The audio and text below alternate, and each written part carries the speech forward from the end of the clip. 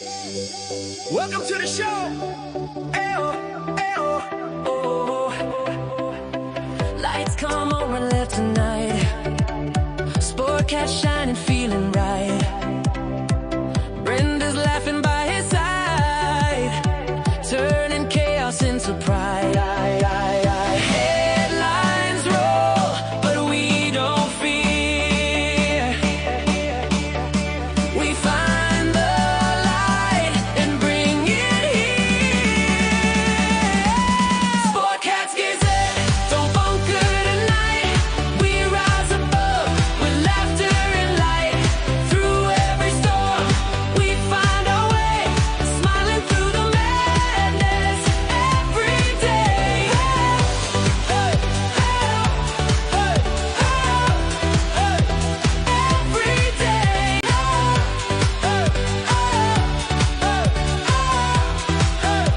Every day. Sportcat's Gazette. Hit play. Sportcat's Daily Gazette, live across Australia on Dare Media Group radio stations. News, weather, And somehow it all makes sense. Sort of. For more information, go to daremediagroup.com.au. The boss jock has entered the building. You are listening to the Sportcat Show. That's right, ladies and gentlemen, boys and girls, children of all ages. You have the one, the only Sportcat. I am live with you for the next 2 hours on Dare Radio in Australia, overnight on WRF, no, not WRFN, WZQR. Oh, You my are gosh. fake news. Yeah, I know. So, everybody, I need a huge favor today. I need you to come to the Sportcat Show's channel on YouTube. I don't care if you're watching this on my channel, Harley's channel, Brenda's channel. Cool. Thank you for your support. But I need a subscription. I need to see if anybody actually listens to this besides for my loyal fan base of Denise. She's here, my number one moderator. And then there's Chris. Chris is here. And of course, we have Brenda, which if she keeps pissing off the AI Overlords, we won't be on the air. Brenda, don't piss off the AI Overlords. Oh my gosh. They're You know what? watching. Squirrel! So They're going to say, hey, let's implant this Hey, in your kids, brain and so- you can know everything. You're going to be the first one to run out and let them put a chip in your head. God. I don't listen. No. AI is a computer. Don't stop listening to it, Glenn. It It's doesn't tell you you everything. have to. They're designed to corrupt you. What a stupid question that is. You're stupid. What a Brenda. stupid question. AI is the way. Oh my God. It is the way. It's We have because people like you let it be that Washington way. Don't know what they're doing. That's right. Okay, so for my audience, Brenda and I have been engaged in a very interactive conversation where she thinks that AI is nothing. AI, I'm your number one fan. It's programmed. But yes, it is programmed. I put the channel yesterday through some AI paces, and well, Breaking news just coming to us now. You're a bitch. Yeah. Have a nice day. Oh, yeah, man. it was brutal. It was very brutal and honest, and Sure it was. I'm actually afraid to share with you the audio file it made because it told so much psychological about me. What was wrong with me? See, I told you they're designed to make you feel like you're shit. That's what it said afterwards. So I don't know. So I have been debating. I have been stuck at under 800 subscribers for the better part of a year now. Now, granted, I've had a lot going on in my life, but I need some type of interaction from my audience. In every show notes, there's a way of emailing me. If you don't want to email me, go to speakpipe.com/sportcat. Send me an anonymous voicemail. Hell, I'll put it on the air. I ain't scared. But I need some kind of interaction. If I'm not going to get the clicks or the views, I I want to know that people give a shit. And when I tell Brenda this, I'm like, I even look at the trending news stories and things that are going on, and 90% of it isn't about shit we talk about. It's like stuff you talk around the water cooler about. People aren't interested in. They were only paying attention yesterday when we were going to annihilate Iran. That was really the only time people were paying attention to it. I don't know how the hell CNN stays in business. I see how Howard Stern does, but CNN, I got nothing. I was fixing to annihilate you. I don't know what the hell. Come on. Come on. We knew he wasn't going to do it. We knew he wasn't going to do it to start with. No, wait. I knew he wasn't going to do it. No, and you were running around naked drinking. No. Well, let me listen, woman. Listen to me. I have the thought that he is an egomaniac, in that he is sometimes unhinged, and he wants to be the first at everything. He wants a medal. He wants a trophy. He wants to be. He's, for Christ's sake, when you enter into his presidential library, when it's built, there's going to be 2 24-karat gold life-size statues of him lit up in bright neon 24/7 with swirling lights. So he's that type of guy. How do I know he's not the type of guy that he's just going to say, well, I want to be the second president to ever blow shit up? I mean, They don't know what the they're doing. Do Exactly. you understand that? exactly. Because you are similar to him. Well, no, I'm not an egomaniac. I don't like people. Dude. No. Dude. If I don't like somebody would people. say, Glenn, I'm going to make a gold statue of you in honor of the fact that you have over 800 subscribers, you're going to be like, yes. My first question would be, can you make the penis life size? But other than that, no, that's not why I'm doing it. No, shut up, woman. So, no, I mean, I just would like to know there's somebody out there. How do I know, aside from KG, Chris, Denise, Sherry, I'm probably forgetting a couple, but a handful, let's say a dozen. How do I know that those other 780 people don't even look at what's on my channel? So I just want to be, I'm not asking to be paid. I mean, that would be great, but I'm not asking for monetary. I just want some kind of feedback, some reward. Am I doing good? Does my show suck? If my show sucks, tell me. Oh, God. You know, just opened that door, didn't you? Oh, no, I've said that before. I will put hate mail on the air because I think it's funny. It's like the people. Okay, so okay. I'm going to digress into another conversation now. So we're switching gears. If you East Tennesseans who have a limited vocabulary are listening, you're about to make a huge mistake if you vote for a man as sheriff who you think is going to enforce your laws. For one, 2 candidates. Yesterday, the Dirt Podcast, a local show in East Tennessee, sent out a 15-question letter to all 3 candidates. Excellent questions. The reporter was right on point, very concise with his questions, didn't leave any room. You would know at the end of answering the questions if you were a Democrat, Republican, if you were conservative, if you were liberal. Not open-ended. Very good questions. I'm going to try and get permission to get some sound bites from it. Take a guess. The probably most important position in the entire county.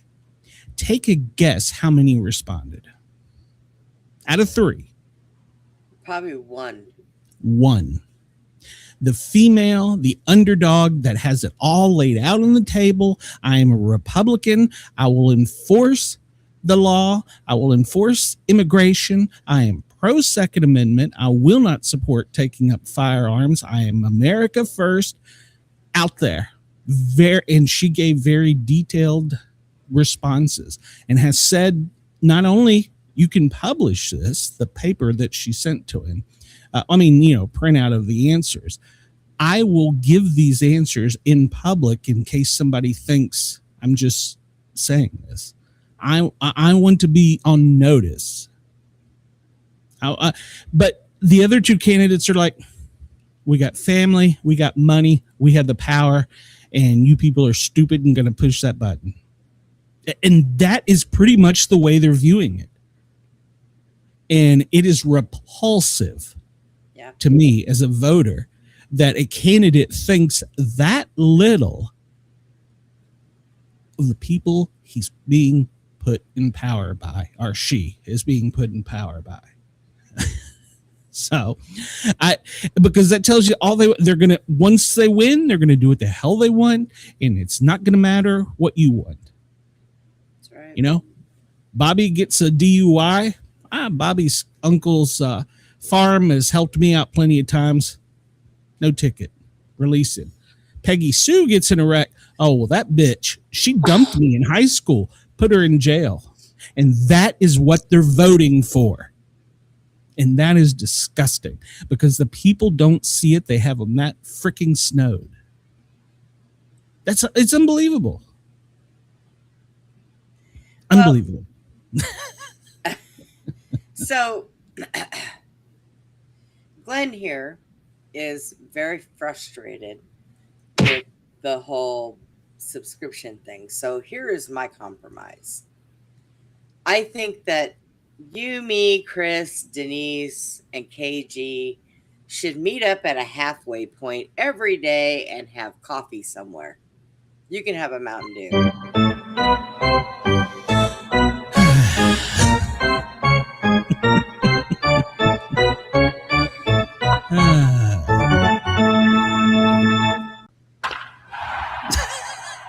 Out of the park.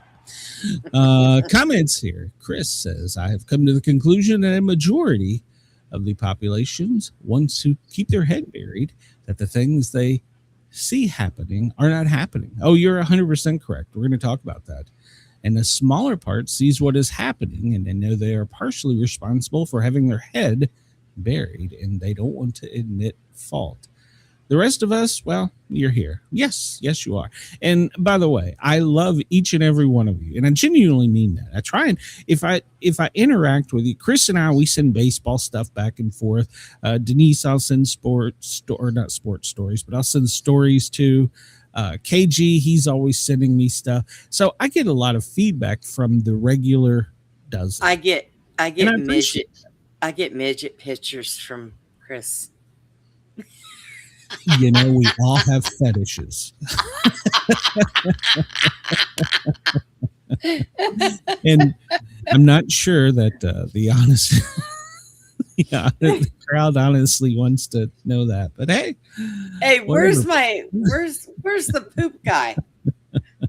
Poop guy. Oh, you want the poop guy? Hold on. Where is he? Yes, that's correct. Yeah, he's right there. I'm not Mr. Poopy, whatever the hell his name is. Wait. Yes. Wait. You seem like you have a revelation. I bet he's the poopy that was in the American flag underwear. Ooh, you're about to give a story up, Brenda. You're going too far. You're going too far, Brenda.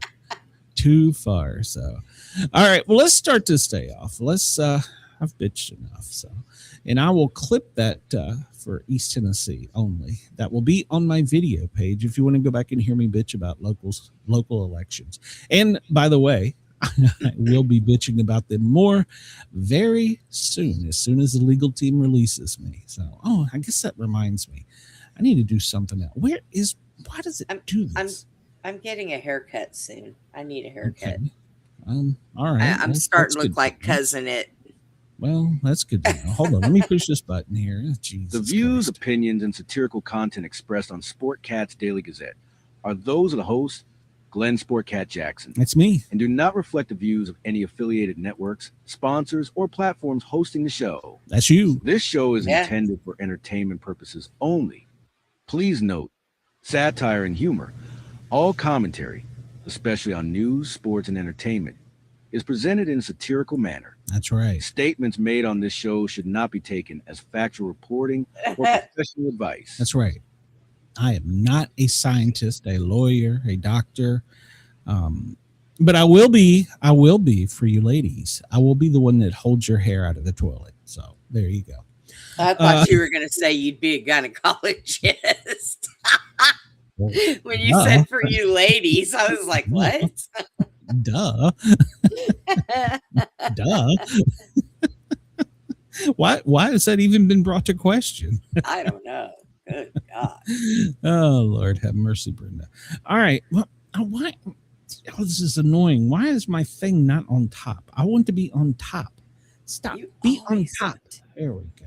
Get on top. God, you're so annoying. demanding. I'll fix it later. Damn it. All right. Well, it's 2:16 on the East Coast. And for our friends out on the West Coast, I got a story about the West Coast politics too. 11:16 a.m. Denver, 12:16. Chris over there in Illinois, 1:16. For our dear listeners who I do love, each and every one of you in Perth, it's 2:16 in the morning tomorrow. Why the hell are you listening to me? But thank you. In Sydney, it's burnt toast and coffee time. Get your ass up and moving. You got a job to do. You got to pay the bills. So. At least for 2 more days. Do what? I said at least for 2 more days. Oh, Chris. I love you, Chris. What? Thank you, Chris. You bring me such joy, Chris. Thank you. You go outside and look up at the moon. It's about a half moon right now. Just about. It's a waning gibbous. So there you go. It's a waning gibbous. Chris sent me a half moon. Whoa. Why? I'm going to move my screen. This is annoying. Let's see. Did I close that? This is annoying. Why is my screen all screwed up? I can't see it. Well, that's better. All right. So we talked about the moon. We're going to do some quizzes today. Oh, no. Yes. And by the way, the time smear, the sun is only 1:47 seconds behind. Oh, geez. So what type of trivia would you like to, in the chat, this is directed for you as well. What type of trivia would you like to have today? We can do the featured. I know nothing about Taylor Swift or Harry Potter. No, let's not do those. Taylor are out Swift. for me. So those are the featured, but we have categories. We have like science and history and general knowledge. And in fact, we could even break it down to first grade level. There is actually a section on here for students to study for things, and it's broken up by K through 12. So we are not smarter than a 5-year-old. I thought about us taking it and keeping score. But we'll talk about that. Trivia for 7-year-olds. That's kind of a scary one. How well do you know the world? That's a trivia for kids. Television, of course, movies, music. Wow. And society. They have a Leonard Skinner one, for God's sakes. Recent ones, which Knoxville trivia. How much do you know about Knoxville? Which I would be the only one. National Lampoon's Christmas Vacation. How well do you remember the movie? Ooh, that'd be a good one. Back to the 90s. Throwback knowledge. Military trivia. How well do you know about the military? TikTok, Christmas. There's all kinds of stuff. So what do you want to go all in on today, Brenda? You mentioned one sounded good. You said that sounds good. No. Oh. 90s? Was it 90s? No. What did Christmas Vacation? That's you mentioned that one. Maybe let's try that one. That was kind of funny. Christmas. What? Now do I Christmas? It's not Christmas. It's the movie. Oh God Almighty! All right, fine, we'll do it. All right. So, question number 1. Let's start this quiz. I don't want a timer. Don't give me a timer. Okay. Question number 1. What does Clark's boss give him instead of a bonus? No, Janice, I am not. A gift card, a membership of the Jelly of the Month Club, a new car, or a Christmas card? Isn't it You tell me, Brenda. Isn't it the Jelly of the Month Club? I believe it is the Jelly of the Month Club. Let's see. Correct. Yeah. His cash bonus, he got a Jelly of the Month club, which resulted in Cousin Eddie kidnapping him, which was great.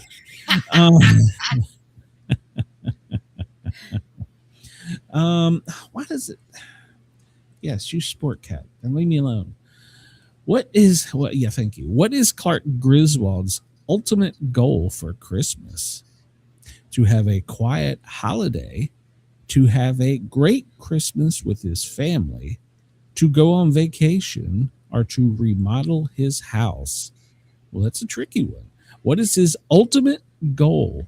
To have Quiet holiday, a great family Christmas, to go on vacation, or to remodel his house? a great family Christmas. Okay, that's what you think. So does anybody else in the audience agree with this? I mean, he was talking about all that money he was going to get. He was going to do something with his house, but well, yeah, it was just a pool. so, yeah. All right, so well, you are correct. He is determined to have an unforgettable Christmas with his entire family, aiming to create the perfect holiday, which we know never happens. Why does Clark need his yearly bonus? To buy a new car, to pay off debt, to renovate the house, to pay for a swimming pool. Pay for a swimming pool. That is correct. Well, hold on. Let me push the button. I'm pretty sure that is correct. He waits it because he's already put money down on it. The Jelly Month Club isn't helping him. Naps Clark's boss, Frank Shirley. Clark, Todd Chester, the molester, Ellen, or Eddie? Eddie. Okay, there you go. You got that one right. Who arrives unannounced to spend Christmas with the Griswolds? His boss, Ellen's cousin, Catherine, and her family, Clark's sister, Clark's aunt and uncle. Wasn't it his boss? Because I think everybody else he invited. Let's see what the chat says. I don't believe you're correct, but hey, who am I? Or it might have been his aunt and uncle, because that guy was a little weird anyways. Well, Denise says Eddie, but that's... Oh, you know what? But is that one of the questions? Yes, Ellen's cousin. Oh, Catherine yeah. Family. Catherine and her family. Okay, that's correct. Ellen's cousin and her redneck husband, Eddie. I always wanted to be that guy, Eddie. So, who calls the police during the kidnapping incident? Ellen, Clark, Frank's wife, Helen, or Margot Chester? Who the hell is Margot Chester? I was just going to ask the same thing. I think it was the guy's wife, wasn't it? I mean, if I was kidnapped, I don't think Mrs. Sportcat would. She'd wait till the next day. So she'd be running out there paying him to keep you. Frank's wife, Helen, calls the police, resulting in the SWAT team storming his house. So, over a misunderstanding. What do Rocky and Ruby Sue believe they see in the distance? Santa, the Christmas star, an airplane, or a fireworks display? Santa. Okay, she said Santa. Santa is right. Rocky and Ruby think they see Santa, which Clark contributes as the Christmas star. There you go. He's so melodramatic. Where do the Griswolds go to find the Christmas tree? To a friend's house, to a farm, to the country, to the mall? Okay, it's either the country or Chris, to a farm. Thank you. Yeah. But I think the country, because he even has a squirrel jump out on his face because he got it out in the wilderness. Chris says farm. Okay. Which do you think? Farm or to the country? Well, we can go with farm, I guess. Go with farm? Okay. Yeah. Oh, Chris, you were wrong. Clark drives his family out to the country to find See, I told you. Ultimately uprooting because they forgot to bring the tools to cut it down. See, that would be me. And but I will give Chris a pass because he says Frank Shirley's wife, Margot Chester is the lady. Frank is Shirley's wife. Margot Chester is the lady next door that Clark wants to bend over to show where he would put his tree. Oh, that's right. Okay. So where do the Griswolds travel to search for the Christmas tree? The beach, the country, the shopping mall, or a friend's home? Where do they go to search for the tree? The country. Yes, that would be the country. Yeah. What causes the giant gas explosion near the end of the film? Clark's lighting display, a fireworks mishap, Uncle Lewis lighting a cigar, or a malfunctioning appliance? Ooh, we have stumped Brenda. Was it Uncle Louie lighting a cigar, I think? All right. You're correct. The giant gas explosion is caused when he lights a cigar and tosses the match into the storm drain, which Eddie had been dumping his RV sewage. Man, I hope they don't do that in Artemis. That could be bad. Who catches Clark's eye at the mall? A cashier, a customer, a waitress, or a saleswoman? Oh, now that's a rough one. Who catches Clark's eye at the mall? I think cashier, customer, waitress, saleswoman. I think Chris is right. I think it is the cashier. I was trying to go over it in my head. Okay, so you and Chris say cashier.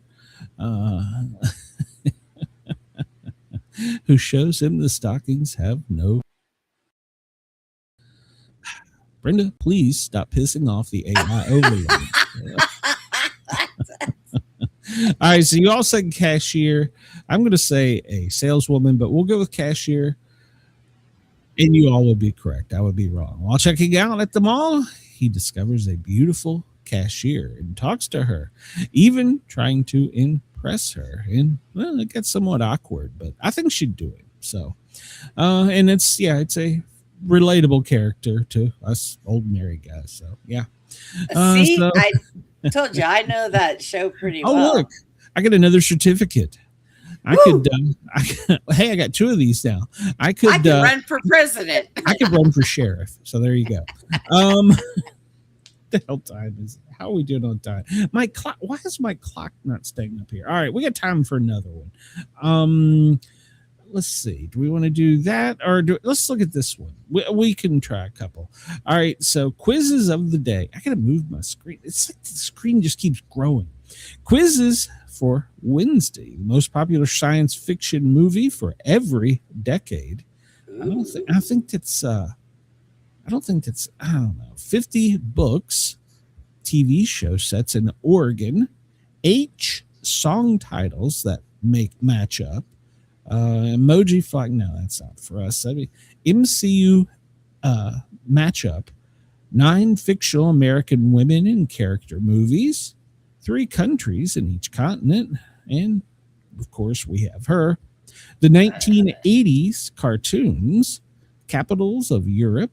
MLB, which players didn't do the following. Only Chris will get that one.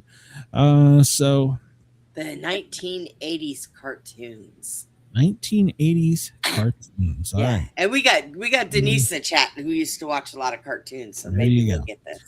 All right, so we're going to turn the timer off and put it in practice mode, and we're going to play the quiz. Oh, wait a minute. Okay, so wow. This won't be good for radio. Because you have a picture which lines up to what is like Muppet Babies from 1984 to 91, and then you have a bunch of choices and you have to pick, and then see, this wouldn't be good for radio, so we can't do that. Sorry guys, sorry. No, I don't want to let you. There was one I saw on here earlier. The first one. Types. No, thanks. I don't want to do that.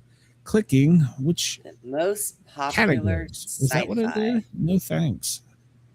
Popular today, or how about no countries that oil Find the U.S. states. I want one that's not pictures. I thought I did this yesterday. Didn't we do this yesterday without pictures? I don't think so. I thought we did. I don't remember this one. Spell Batman. All right, spell Batman. Can you spell Batman by naming these characters? Oh, God. Oh, you have to guess the character's name, type it in. Yeah, no, we're not doing that because it requires too much for radio to do. I just wish playing God Almighty, you're about to make me mad and you're about to go away. Done with you.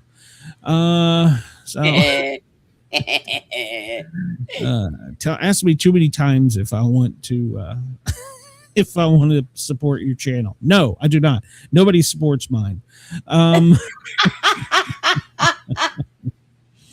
Let's see. Glenn, photo quiz. Multiple choice. Cats in literature. Does this ask questions or it has pictures? Oh, good stretch. Okay. All right. This is multiple guess. We can try this one. Wait a minute.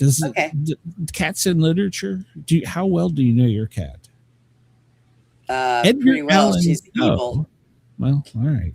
Edgar Allan Poe wrote about a cat named Pluto. Which of these describes the feline?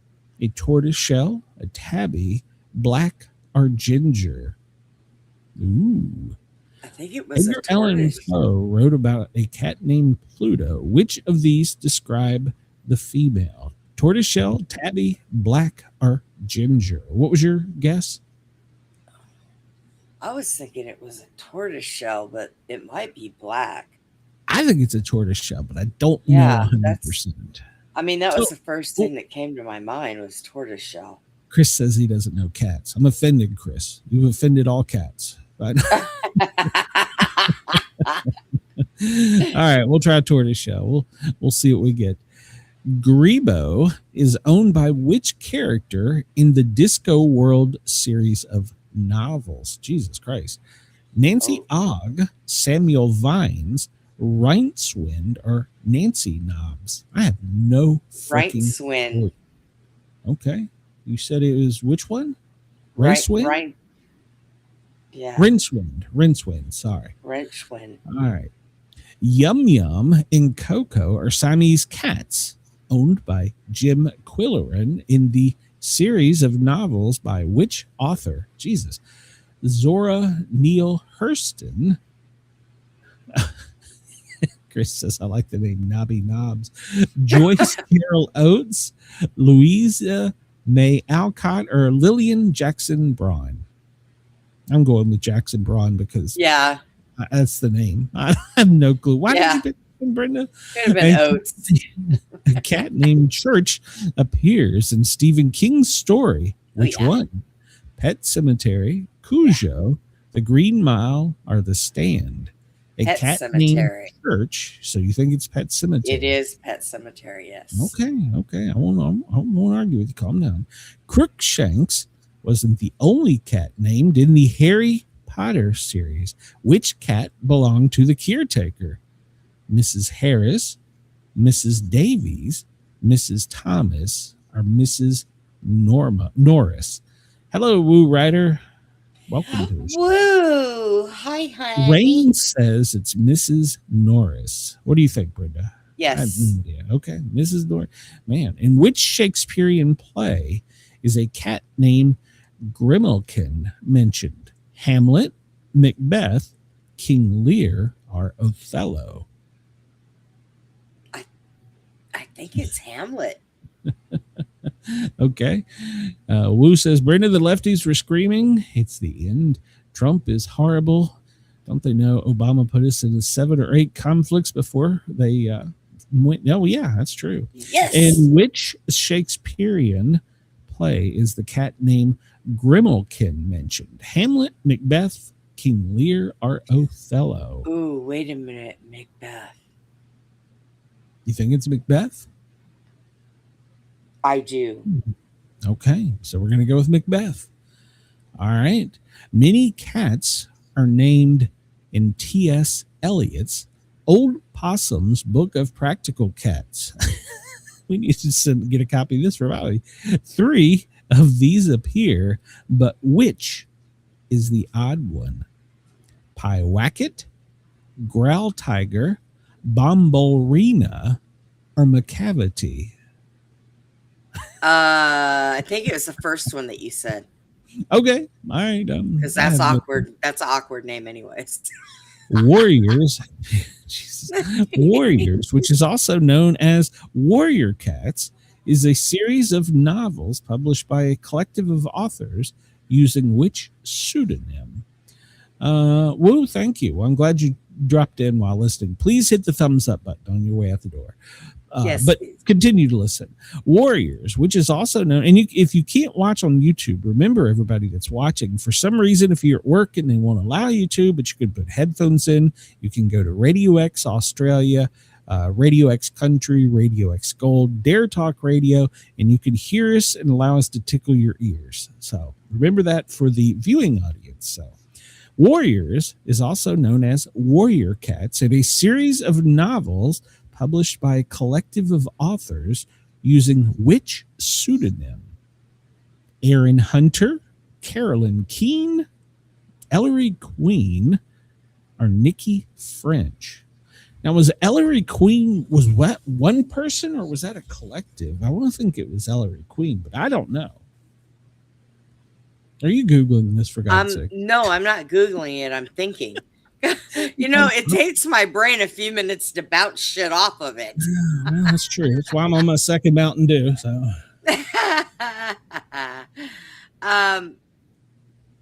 I think maybe. What was it? Ellen Queen, Aaron Hunter, Carolyn Keene, Ellery Queen, or Nikki French? You too, Woo. Queen. You too. You think it's Ellery Queen? Okay. Yes. Tom Moppet and Mittens were created by Beatrix Potter, who was their mama. Tabitha Twitchit.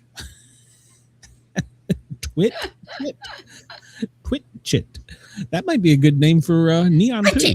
Twitchit.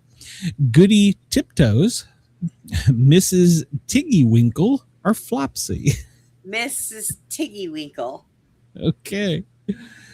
A Siamese cat named Tao appears in the book The Incredible Journey, set in which large country? Australia, Russia, China, Canada. If you get this wrong, you're going to piss off a certain portion of our audience. So, okay, do it again because Chris just distracted me. Tabitha Twitchit. Australia, Russia, China, Canada. A Siamese cat named Tao appears in the book The Incredible Journey, set in which country? Australia. Russia. Okay. All right, here we go. Let's submit the answers. Oh, we didn't do very good on this. Edgar Allan Poe. Well, we had to guess. Edgar Allan Poe wrote about a cat named Pluto. Well, it was published in 1843, and it was called The Black Cat. So, see, yeah. I told. It's your life story, Brenda. It's a story about an animal lover who becomes an alcoholic. So then he mistreats his cat, and the animal retaliates. So the man is blind. Oh, God, mine retaliates without alcohol. Jesus. Grebo is owned by which character in the Disco World series of novels? Well, he made his first appearance in Wired Sisters, which is the 6th of the Disco World novels by Terry Pratchett. Terry Pratchett. Yeah, okay. Terry Pratchett. So we got one right. We got a couple of them. Yum Yum and Coco are Siamese cats owned by Jim Quimmelran in a series of novels. By who? Lillian Jackson Braun. I picked that for the name, but I actually had a sneaking suspicion. She wrote 29 novels, all of them having a title beginning The Cat Who. Okay. We know, Chris. Yeah. Well, Chris, we're not perfect, okay? A cat named Church appears in which Stephen King story? In Pet Sematary, you got that one correct. So there you go. We're on a roll here. Oh. Crookshank wasn't the only cat in the Harry Potter series. Which cat belonged to the caretaker? And you in the chat agreed it was Mrs. Norris. In the Shakespearean play, a cat named Grimalkin is mentioned. Macbeth is the play. So There you go. She was in the opening scene. So there you go. And number 7, many cats are named in T.S. Eliot's Old Possum Book of Practical Cats. 3 of these appear, but which is the odd one out? And you said Pyewacket. That would be a better poor name. Pyewacket. Come look at my Pyewacket. Warriors is also known as Warrior Cats in a series of novels published by a collective of authors. The correct answer was Aaron Hunter. So there you go. We got that one wrong. We picked Ellery Queen. That's a lot of red there too. We should have went with Chris. Tom, Moppet, and Mittens were created by Beatrix Potter. Who was their mama? Well, we should have went with Chris with Tabitha Twitchit. So Twitchit. Chris, you did I thought we did go with Twitchit. No, we went with Mrs. Tiggywinkle. Oh, well, Tiggywinkle. And I don't know why we did that. A Siamese cat named Tao. I told you, see, we're going to piss off our audience. A Siamese cat named Tao appears in the book The Incredible Journey. Set in which country? We needed Jen for this because the correct answer, and even though it was heartwarming, and we still love you, Australia, but it was to the northern neighbors of Canada. Brenda, you suck at this, okay? So, all right. We got 5 out of 10, so there you go. We'll try something different tomorrow. What time is it? How are we running on time? All right, we got a few minutes here to get through this. Where am I going? No, not there, not there, not there. No, yeah, there. Let's see. We'll move through all this. Rain, go ahead and can it. What? Nothing. Okay, whatever. I don't know what the hell you're talking about. Today, April 8th. Solve this. Oh, God, you might want pen and paper for this one. 230 minus 220 star 0.05. Well, okay. 230 minus 220 star 0.5. Surprisingly, the answer is 5. What the hell is wrong with this guy? 230 minus 220 is 10 times 0.05. Or is the star times or divide?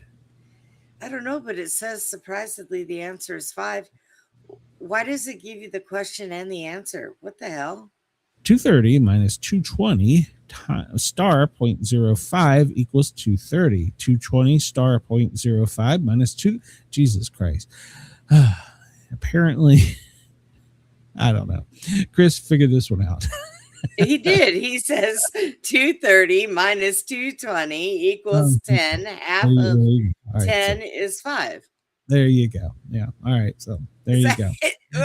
Oh my God. That guy is so fired. Okay. So remember my Rule King story? This is why I failed. Oh God. If everything is going your way, you're probably driving in the wrong lane. Oops. True story. What happened on April 8th, 1994? Kurt Cobain is found dead at his home by an electrician who had arrived to install a security system. He left behind a note. So apparently he took his own life. Yeah. The one-handed pitcher on this day in 1989, Jim Abbott. He was born with only one hand. He made his major league debut for the Angels in 1993. He would pitch a no-hitter for the Yankees against Cleveland.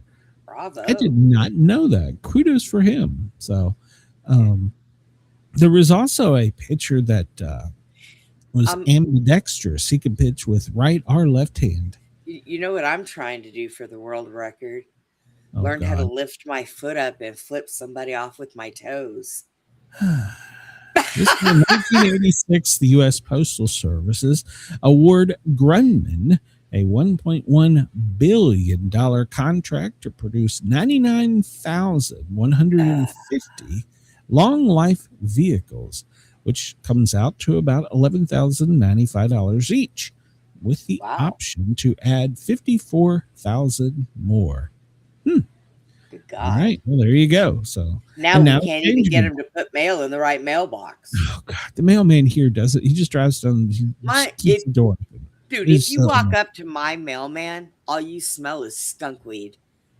He is high as hell when he comes in here. I'm used to that. I live in Atlanta, remember? But the mailman here, well, yeah, all right. I could get on a rant. Hank Aaron's 715th home run. This day in 1974, Hank Aaron hits his 715th home run, breaking the Babe's record. Yeah, everybody remembers that day. So, breaking the Babe's. Was he a Met? I thought he was a Brave, but everybody says he was a Met. Okay. I thought he was wearing a Met hat. 1966, Time magazine asked the controversial question on its cover. The article looked at the problems facing modern theologians, people who read the book, such as making God relevant to an increasingly secular society, with science reducing the need for religion to explain the natural world. Oh, gosh. Chris said that was Milwaukee's Brewer. So, Milwaukee Braves. Oh, we're confused. No, I had part right. It was Brave, but it was Milwaukee. The question asked in 1966, is God dead? I think that's still being debated. So, the first full-length 3D movie from a major motion studio, this day in 1953, Man in the Dark, appeared in New York City. It was in black and white. Yeah. Have you ever went to a 3D movie? Yes. When they first came out with it, like back in the day when they did Jaws in 3D. Yes. I didn't see Jaws. I saw Piranhas in 3D. And that was really freaky. Piranhas. There was a penis floating by me. What? Oh, why? The piranha bit off his penis. Man, I was watching the wrong freaking movie. And I watched Transformers in 3D. I don't know. Back then, I probably wouldn't even known what one looked like, so it wouldn't have mattered. No, piranhas. It was I'm trying to think. It was like not a piranha. I wouldn't have known what the penis looked like. in like 2000 something. It would have been probably 2008, something like that. Wow. Well, Brenda, yeah, I might have known, but I might have forgot.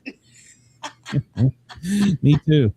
Milk bottles. This day in 1879, the first milk sold in glass bottles is in the U.S. by Echo Farms out of New York. Okay. Prior to that, the milkman would sell milk in bulk, with customers providing the containers. Interesting. I did not know that. What then? This day in 1991, Willie Shoemaker. Well, if you ask who is Willie, well, he's a horse racer. Would it be a horse racer, or would it be a jockey? I don't know. Yeah. Well, if he his all-time leader lost control of his vehicle. I guess he was a jockey with his blood alcohol 0.13, and from there he was a quadriplegic. But he sued Ford for $1 million. Oh. He was drunk. How does that work? He sued Ford and got $1 million. Wow. Yeah. Wow. So you drink and drive, and Ford pays you. Interesting. I'm gonna have to remember that. Jimmy Swaggart.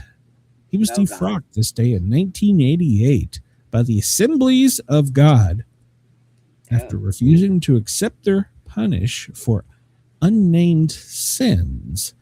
Well, apparently he had several unnamed sins that come forward and said, hey, I'm defrocking you. This day in 1986, Clint Eastwood was elected mayor of Carmel, California. Yeah. This day in 1983, magician David Copperfield makes the Statue of Liberty disappear on a TV special. Said he always wanted to perform this illusion because his mother was an immigrant. She impressed upon me how precious our liberty is and how easily it can be lost. And then one day it occurred to me I should show with magic how to take freedom for granted. Do you think that he used like witchcraft magic? I think it was all cameras and angles. I don't remember it, to be honest with you. We should ask AI. I think there was something to the things he used to make it disappear. He was a very odd person. I will give you that. Yeah. I will give you that. But something that large, I mean, I guess he could have used. I don't know. For all we know, he was reptilian. He just put spells on everybody so you wouldn't for see men, it's not called witchcraft, is it? It's called something else. I think it's still called witchcraft. A warlock. Well, maybe it's your title. You have witches and warlocks, but it's still all witchcraft. Okay. Well, the first legal off-track betting system this day in 1971 opened in New York City. They're opening another casino outside of Washington, D.C. soon. Oh, jeez. It's crazy. It's going to be in Fairfax, Virginia. The first NBA championship this day in 1950 was between the Lakers and the Syracuse Nationals. The Lakers went on to win 4-2. All right. 4-2. So they won 4. Never mind. Go ahead. All a casino does is it either makes you very, very poor or it makes you decently rich. Or gets you really freaking drunk. Well, there is that. Because I know in Nevada we used to give out free drinks for people that were gambling. Yeah. In Nevada, they will keep your drink full. Oh, yeah. Yeah. Especially if you start winning real good, then they get you really, they double the shots and that shit so that you lose. Yeah. I've spent a couple days there's drinking. There's a method to their madness. This day in 1913, the 17th Amendment is ratified, which defines the election of U.S. senators. All right. Birthdays today. Seymour Hersh is a Pulitzer Prize winning reporter. So he discovered and exposed the My Lao massacre and its cover-up. He worked for the New York Times. John Graham Jr., 1908, American architect. In the late 40s, he designed what became the modern shopping center, and he also designed the Space Needle for the 62 World's Fair. First woman to parachute from an airplane, Tiny Broadwick. No. Okay. Born in 1893, Georgia Ann Thompson Broadwick, Tiny, was an American parachutist and the inventor of the ripcord. In 1913, at 20 years of age, she became the first woman to parachute from an airplane 1,000 feet high above Los Angeles. She made her first jump in 1908 out of a hot air balloon in 1914. She invented the ripcord and became the first woman to parachute into a body of water by jumping into Lake Michigan. No, thank you. No, thank you. Julian Lennon, born this day in 1963. Wow, that was John's son. I didn't realize that he was born. Wow, okay, he's older than me. Richard Hatch. Well, he's an American survivor, and he won the first version. He was born in 1961. John Schneider, you might remember him as Bo Duke. He was born in 1960. Peggy Lennon, an American singer. She was one of the Lennon singers from the Lawrence Welk Show, 1941. Wow. Shecky Green, Fred Shelton Greenfield. He was a comedian, headlined in Vegas more than 30 years. I don't know him. Betty Ford, an American First Lady, born in 1918, the spouse of Gerald Ford, the 38th U.S. President. Sonja Henie, born in 1912, a Norwegian figure skater. Sir John Richard Hicks, a British noble economist, born in 1904. America's sweetheart, Mary Pickford, her real name was Gladys Louise Smith, was born in 1892. Canadian-born American Oscar-winning silent film actress, America's sweetheart. I did not know that. She is very beautiful, though. Yeah. Albert I, he was the king of Belgium, born in 1875. It just went downhill from there. Christian IX, the king of Denmark, he was born in 1818. August von Hofmann, he was a German chemist and was responsible for creating the synthetic dye industry, born in 1818. Let's see. All right, let's move onward because we've got a lot to talk about, I think, today. Oh, God. Twin Peaks was created by David Lynch on this day in ABC, on ABC. So, all right. We used to have a restaurant out here called Twin Peaks. I think they still do. Well, I mean, I think they still exist. I think there's one in West They Knoxville. shut ours down. It wasn't open for a couple of years. Yeah, I think there's one in West Knoxville. Today is National Empanada Day. I'm going to see if Mama Sportcat will get some empanadas. It's Massage a Baby Day, the Day of Robas. It's Draw a Bird Day, International Feng Shui Awareness Day, International Kids Yoga, International Pageant Day, International Romanani Day, I probably pronounced that wrong, National All Is Ours Day, everything's mine, National Dog Fighting Awareness Day. No, it's not. It's Trump's. And here you go, Brenda, just for you, it is Pygmy Hippo Day. Oh, I want a Pygmy Hippo.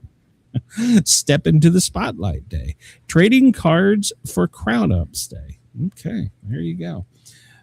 So that's your day. Did I miss anything? Yeah, I like a good empanada. Do you like a good empanada? I've had one. Yes, they're very good. Kevin's asking if I'm still paramedicing. Well, Kevin, thank you for your question. I'm actually still licensed, but no, the dog took me out of service and I'm no longer on the streets, but I'm still licensed and certified. So every now and then he gives me CPR. That's not called CPR, no, it's called something else. Pump and blow, baby. Pump and blow. And I do it to the beat of Staying Alive. Dog Farting Awareness Day. Oh, God. Draw a picture of a bird day. Kevin, by the way, please hit that subscribe, thumbs up, and the notification bell. International Day of Pink Day. And I think that is actually pronounced feng shui. So there you go. Get your feng shui. So step into the spotlight.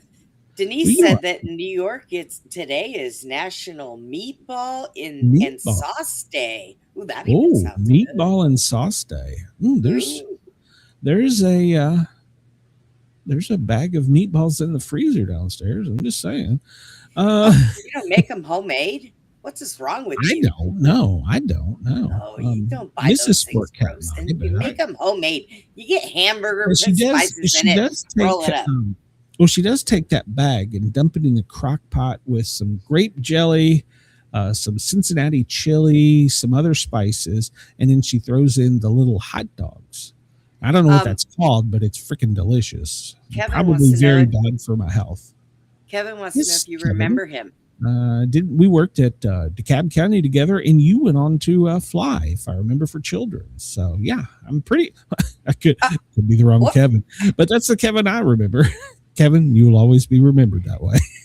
Denise says she was joking. Oh, that was a tease, Denise. Oh my God! And now I'm hungry. So I know, right? For me, rain in Denise. She's out of control. I'm having T-bones with sauteed onions and mushrooms tonight. I thought you had that yesterday. No, I had to go to the store to go get stuff, and we were running around so long we went to Whataburger, so I'm making it tonight. And you had to come in and be in your bunker by 8 in case of the nuclear explosion. God, no, these people out here can't drive. Day 98 of 2026, 74 days until summer begins. Oh, wow. That's out of order, but we already covered that. Let's see, 20th day of spring. It's actually already very warm. And if you're keeping track of our astronauts, well, it's on the wrong screen, but they are about to enter into their burning spree, something or another, and then they're going to crash into Earth. Hopefully they'll land in water. They're really in a hotel having tequila shots. How could you? Well, if you're coming back into Earth, how could you miss the water? Because isn't Earth like 60% water or some shit? I mean, you got like a 3 in 5 chance. I don't know. So I don't know. They are blowing so much smoke up everybody's ass that I'm pretty sure that we don't have to go get Botox in our butts. You don't anymore. think they're there? Come on, Brenda. No, I do not. You're correct. That's right. You did move to Colorado. Kevin, email me sometime. We'll catch up. Sportcat at Proton Mail or Sportcat Medic at Yahoo, or you can find me. I'm available. I'm cheap. You still use Yahoo? I use it as a backup. You're old. I use it as a backup. Proton Mail was for my high security communications, and then I don't trust Proton. It's been actually you can email sportcatshow@gmail too. So let's see. Bolivia has terminated military cooperation with Iran in a huge geopolitical shift. The UN says 1.1 million Lebanese have been displaced since the conflict. Iran is already accusing the U.S. of violating 3 clauses of the framework of the deal. And says that we are unreasonable. We are unreasonable. Well, that might be true. Okay, let me point this out. Iran, if you're listening, we're not unreasonable. We just think you're too stupid to have a nuclear weapon. So that's not unreasonable. So your God wants to kill us. So how about this? No nuclear weapon for you.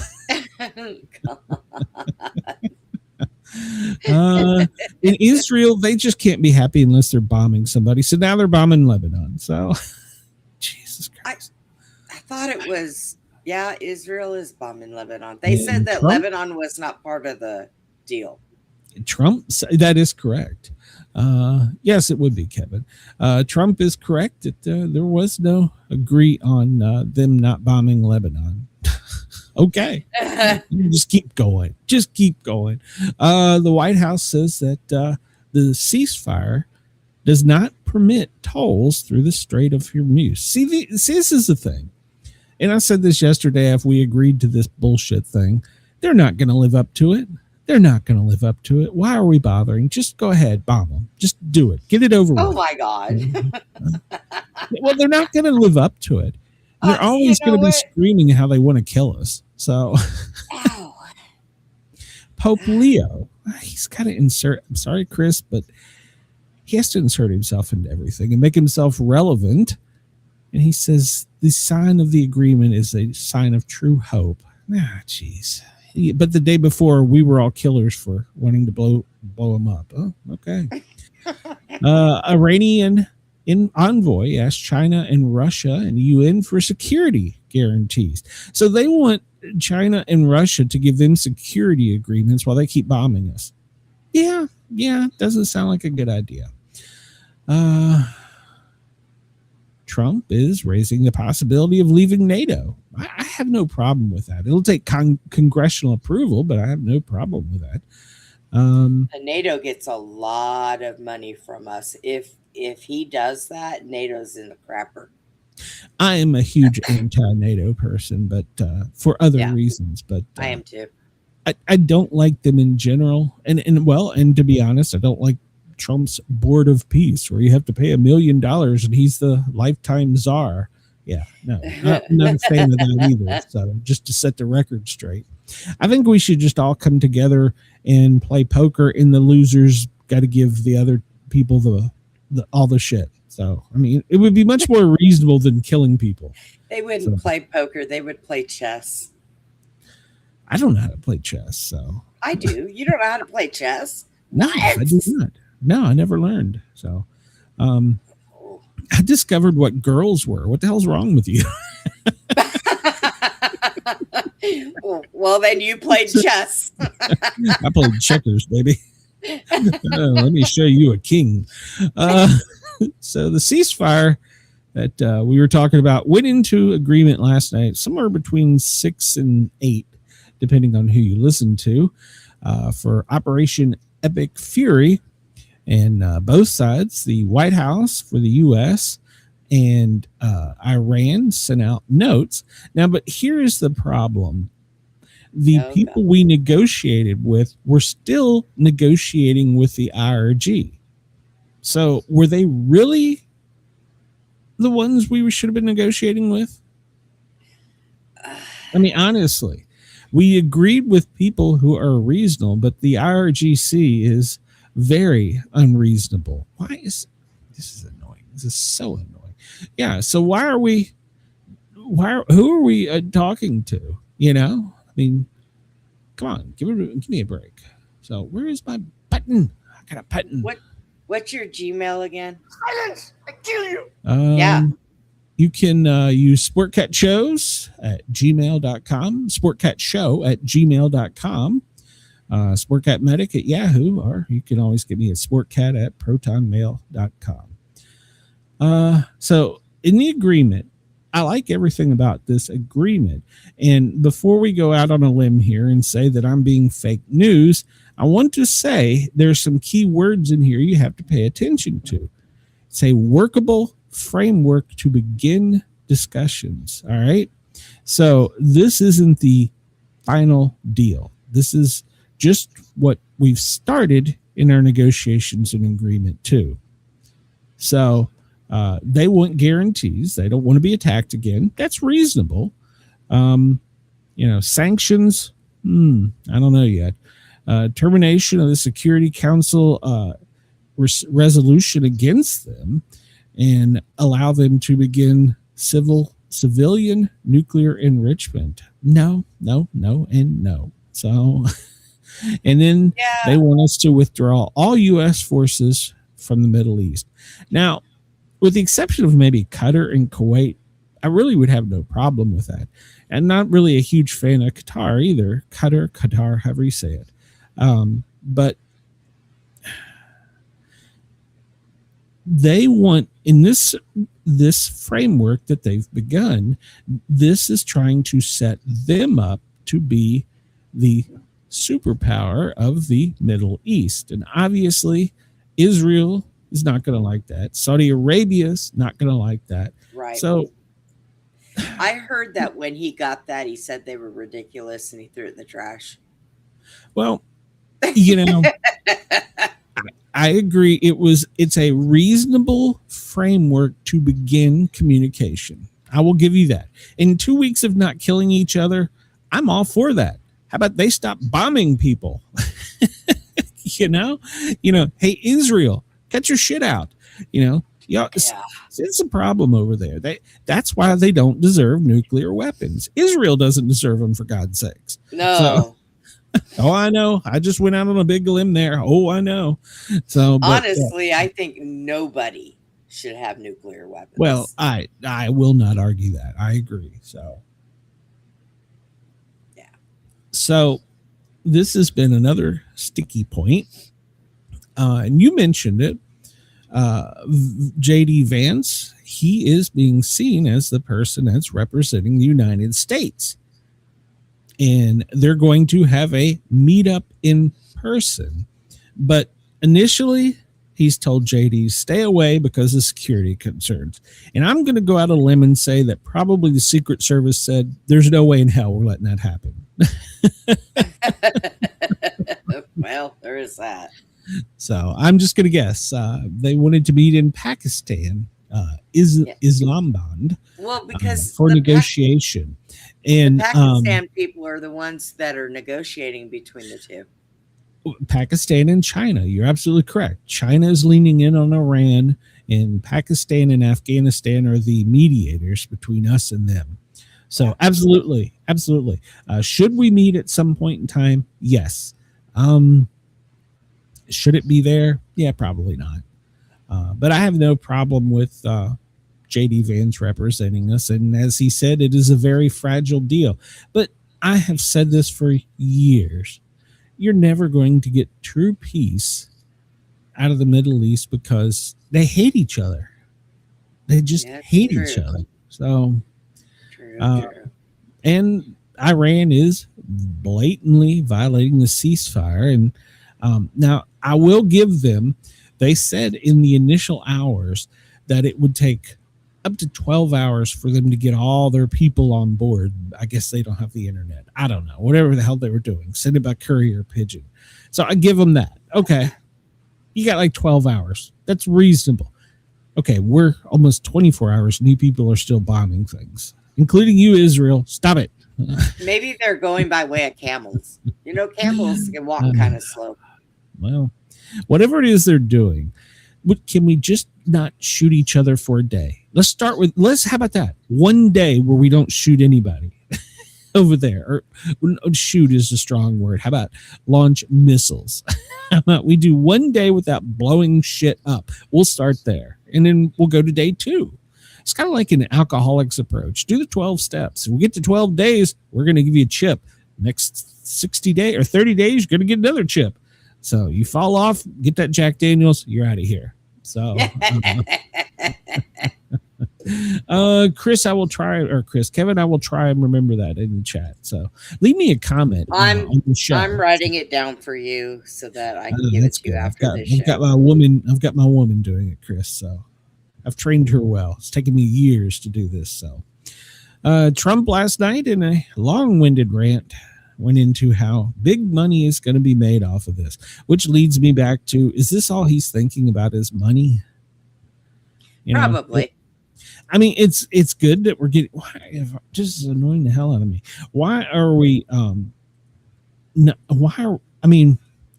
the victor go the rewards. I agree. But what does it matter? Like I said, let's just get one day where you're not buying. Hey, Israel, stop bombing. It's not that hard. Hey, Iran, whoever the hell's in charge over there, stop launching missiles. So there you go. We'll see. But Trump keeps talking about how we're all going to make money. Lots of money will be made. All right, Kevin, I'll catch up with you soon. Once again, I hope it's just not about money. Trump proposed a joint venture in the Strait of Hormuz during this. This is one of the things in the framework. And he wants basically Oman, America, and Iran to be making money on this. And they're going to charge like $2 million toll to go through there. Oh, now, wow. I am not a sailor, so I don't know if I know how to correctly answer this.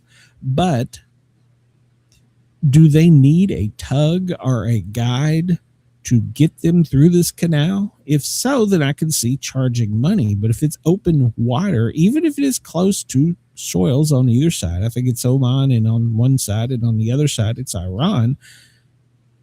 Isn't it still not international waters? So why are we charging people to go through? I don't know. Maybe they want security. People, well, but that's true.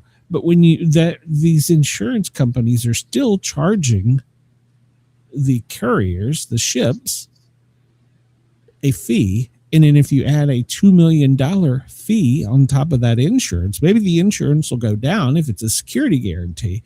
But who is paying that? That comes right back to, Trump saying big money will be made.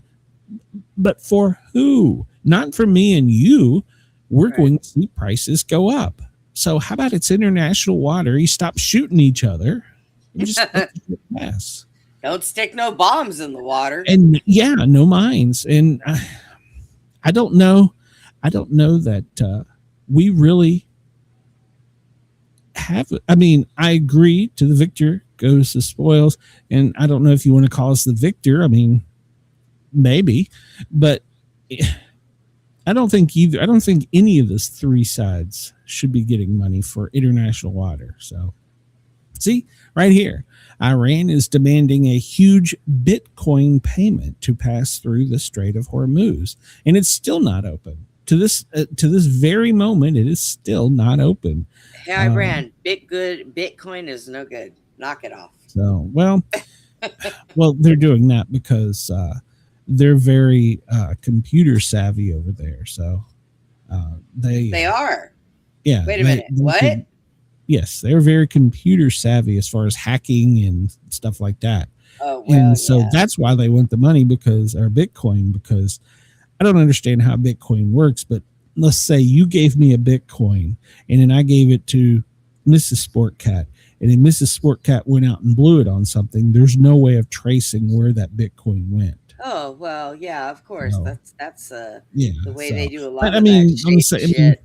Yeah, so I don't know. Bitcoin to me is still a no-go. So, and here we go. Iran has already warned ships, if you do not have a permit, i.e. pay their fee, you will be destroyed. So they're already putting this out. They're already telling people. So we're not even day one into this. So how about this? For 2 weeks, just let it be open for 2 weeks. Let the world get a little stable. So, and here we go. The Iranian Navy. I thought we destroyed them. Man. How is the Iranian Navy going to enforce this? From their rowboats. But that's my point. So it's a small strip of water that's 21 miles wide between Iran and Oman and provides passage to the Gulf of the Indian Ocean. It's the main route for about a fifth of the world's oil supply and other vital goods, including fertilizer. So, there you go. It's international water. Stop shooting things. Stop mining. So, yeah. Kevin says Congress should grow some balls on the 25th. I don't think we're there yet, but I have some days I argue that. And here we go. This guy, you said this earlier, Congressman, and Chris, to your point, Congress wants to get involved and they want to review any Iran deal. And who is the first one out there? Lindsey Graham. Oh God. Oh Lord, have mercy. That warmongering little shit. I think he just wants to blow everything up. He's worse than Trump. Jesus. I'd hate to be his neighbor. He'd probably just set off shit just to be funny. Yeah, he just he goes to Disney World with the little girls. Give him a break now. He buys bubble sticks. I was like, what the hell is that? So, yeah. South Carolina Republican, strong supporter of military intervention against Tehran. And he said that Trump did not need Congress's permission to launch strikes. Well, he doesn't need him to launch strikes to go to war. He does need the War Powers Act. So, and that's what I thought. But the problem is, because this has been used by so many presidents, and you know me and my favorite words, slippery slope, where do you put the War Powers Act red line? When they attack the lower 48? Yeah. I mean, I'm asking a serious question because we've allowed so many presidents, Bush, Obama, Clinton, Reagan, they all bombed other countries and they all used the military, So I don't think they would have went over there on their own. Well, no, but you're missing my point, though. Where is the red line to where Congress has got to be able to say we've got to use the War Powers Act? That's my point. And we've made it a slippery slope because going back probably past Reagan, I'm just using my presidential history knowledge. We've allowed presidents to do this all the way to present day. So where is that red line? Kevin says Lindsey is a pawn for the idiot Trump. I support the 25th. Kevin, I think it's actually the opposite. I think Lindsey is pushing Trump on him and Netanyahu. That's just my opinion, though. So, but still, where do you get to the War Powers Act? Where is that red line? And we've moved it so many times. So, and Kevin, back to your point, there was an article over there I skipped over from a very influential broadcaster, and she said that she would still support Trump even if he used a nuke. Absolutely not. Absolutely not. So I think last night we pushed the world to the brink way too close. But here's the other thing that people don't realize. Pakistan and China, both nuclear power both have nuclear weapons, and they are still in a contingency, and it's very, very, very tight. So we can control us, but we can't control them. So, and to Brenda's point earlier, that nobody needs nuclear weapons. No, nobody. Nobody. Not a nobody. Yeah, us, Russia, Israel. I would trust a monkey with a nuclear weapon before I would trust any country with a nuclear weapon. So, yeah. Well, our troops, they were on the edge, and during this, they drank 2 million energy drinks during the Iran war. Holy God! Did any of them's heart stop? Lord. But General Kane says, I'm not saying that we have a problem.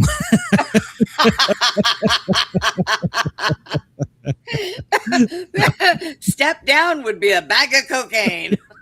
Saying we have a problem. None of them have any teeth, but they're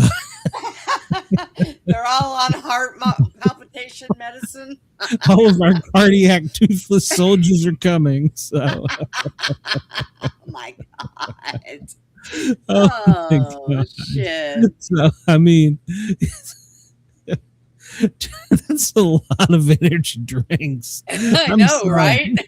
I'm sorry. Even if you figure the thousands of troops that are involved, that's a lot of energy. Why is Sergeant Bob out there running circles real fast? He's wearing it down. Yeah. So 6 million meals. Now I can give him that. 950,000 gallons of coffee. Well, coffee and energy drinks? What the hell were they trying 2 to sell? million energy drinks. Hold on, it gets better. They must have been vibrating, Jen says. Along the way, we consumed more than 6 million meals, and by my estimate, more than 950,000 gallons of coffee, 2 million energy drinks, and a lot of nicotine. But I'm not saying we have a problem. Did they have any water? Jesus. That's why they're actively recruiting dentists and cardiologists. Oh my. See, Kevin, that's what you get from this show. We tell you the little stupid things that make you go, huh? That's a lot of energy drinks. Yeah. Imagine if it was the other side. Imagine if it was weed. Oh Lord, they wouldn't get up off of their butts. Could you imagine? We'll take care of that after we finish our large pizza. Mountain Dew, you know? Jeez. I brought this up because yesterday I was bitching. Kidney stones. Yes, urologists, especially with dehydration. Absolutely. So they're going to need urologists, cardiologists, and dentists. If you're young, looking to go into school, there you go. Come on, man. I pass kidney stones all the time. I do it at home. I pop a medicine, drink a crap load of water, and it is different for a man. I know. I think it's kind of a little funny. So, much different. There's a very long tunnel that's very, very, very painful. we get it. It hits our bladder, and then we just pee it out. You guys, it goes down one tube, hits your bladder, and then goes down another. Yep. That's a long, ugly. I know it. I bring this up daily because I did bitch about it. Yesterday, the market crashed twice when our stupid leaders, once when he said he was going to eliminate a civilization and invade J.D. Vance, so we were going to nuke them. So our market crashed yesterday twice, in a sense, but it's rebounded greatly. And the oil prices spiked. At one point was about 120 a barrel. Now it's at 96 currently. So round up to 97, which is down 14% since yesterday. That's great. But here's my thing. Last night, Trump said it himself. We're going to make a lot of money. There's a lot of money to be made. So the only people that benefited from those two crashes yesterday and the oil prices spiking were the rich and the elite. That's it. That's always benefit, though. Absolutely. It doesn't matter what happens. And then you don't benefit shit. And exactly. And then what are they going to do? They're going to charge a toll. Oh. They're going to make more money on it. See, this is what I'm going to get a boat and I'm going to go out there and go fishing to see what happens. And like we were discussing, the world is still really on the brink of a Holocaust with China and Pakistan.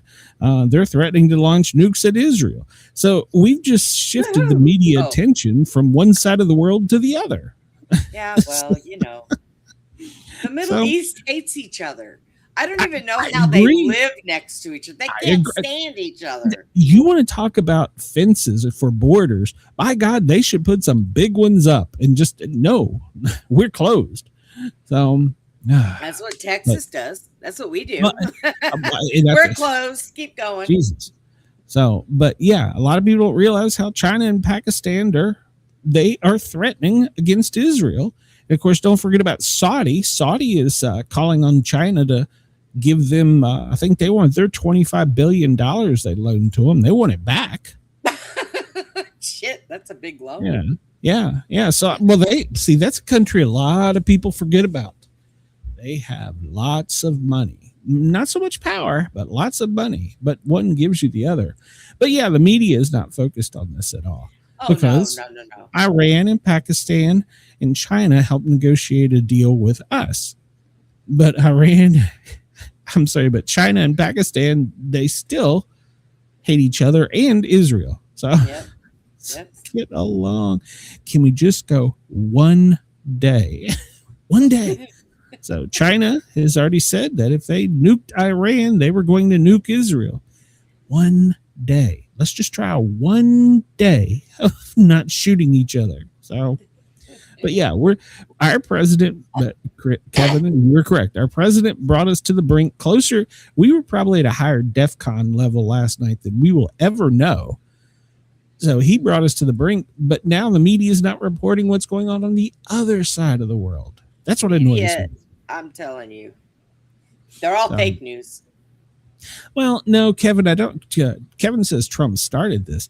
I don't necessarily agree with that because they have been kicking this can down the road for so many years. Yes. But how many times can somebody threaten to kill you and you not do something? That's and the only thing I will agree with Bush on was it's better to have the war over there than over here. 100% agree. But every president went through this whole thing where Iran has been threatening us. Somebody needs to deal with them. Every one of them, Bush, and they've all dealt with Obama, Clinton, but because all the way back to Reagan. I mean, let's not forget what Reagan did. So, this goes back longer than me. Yeah, so this thing that nobody deserves a toy that can literally destroy the other side of the world. Nobody. Yeah. But when you have someone that has got their toy and they have no control, they can't. It's kind of like giving an alcoholic one beer. It's not going to work. They're going to want another. And then, well, shit, this doesn't work fast enough. Going to be too often. We're going to switch to liquor. Yep. So it's not that we wanted to start this, but we have been threatened so long, we're just sick of it. And so finally somebody said, I'm not going to give you $1 billion. And they're like, we kill you. Well, guess what? Yeah. Here comes our planes. So, but I don't agree with that either. But I mean, there's only so many options. Our planes and our underwear. Yeah, we'll get to that. There's only so many options. And I mean, I don't want a war with any country, but don't threaten the United States of America. And I'm sorry, but here's the thing. War makes both sides wealthy. Yes. And it always has. And what else does it do?